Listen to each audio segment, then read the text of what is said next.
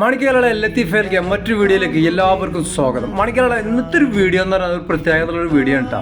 SYSന്റെ 70ാം വാർഷിക സമ്മേളനം നടക്കുകയാണ്. ചെറിയ സമ്മേളനം എന്നല്ല, കണ്ട ഞെട്ടും അജാതി സമ്മേളനമാണ്.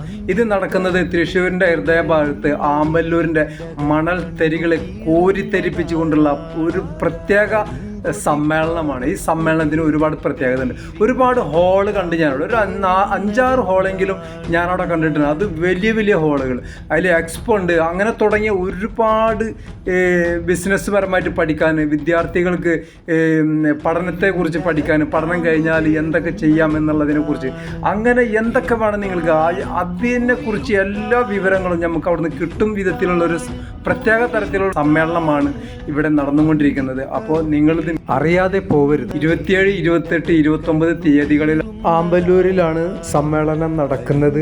എല്ലാവരും പോയി സമ്മേളനത്തിൽ പങ്കെടുക്കുക. അതിൻ്റെ പ്രത്യേകത എന്ന് പറയുന്നത്, ഈ വീഡിയോ സ്കിപ്പ് ചെയ്യാതെ ലാസ്റ്റ് വരെ നിങ്ങൾ കാണണമെങ്കിൽ ഇതിൻ്റെ പ്രത്യേകത എന്താണെന്ന് നിങ്ങൾക്ക് മനസ്സിലാവും. ഇതിൻ്റെ നോട്ടീസൊക്കെ കാണുമ്പോൾ നിങ്ങൾ പ്രത്യേകിച്ച് വായിക്കണം കേട്ടോ.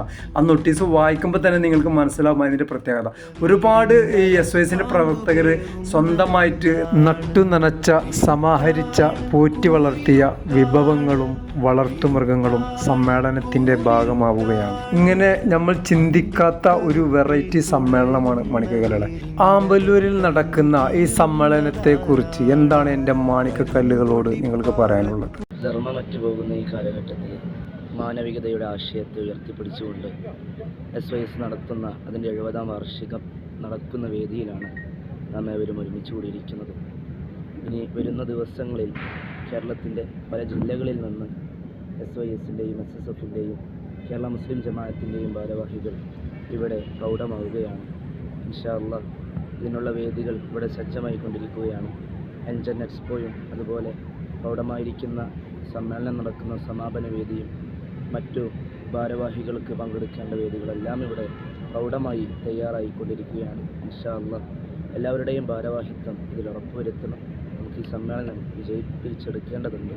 അസ്സലാമു അലൈക്കും വറഹ്മത്തുള്ളാഹി. ഗ്രീൻ ഗിഫ്റ്റ് SYS പ്രവർത്തകരുടെ 5-6 മാസത്തെ പ്രയത്ന ഫലങ്ങളാണ് സമ്മേളന നഗരിയിലേക്ക് ഒഴുകിയെത്തിയിരിക്കുന്നത്.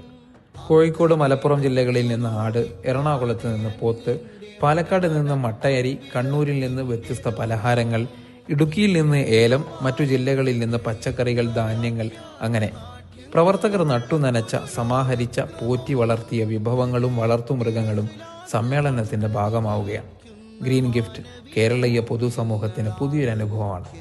പ്രകൃതിദത്ത വിഭവങ്ങളെയും വ്യത്യസ്ത കൃഷികളെയും പ്രോത്സാഹിപ്പിക്കുന്ന സമ്മേളനം പൂർണ്ണമായും ഗ്രീൻ പ്രോട്ടോകോൾ അനുസരിച്ചാണ് നടക്കുന്നത്.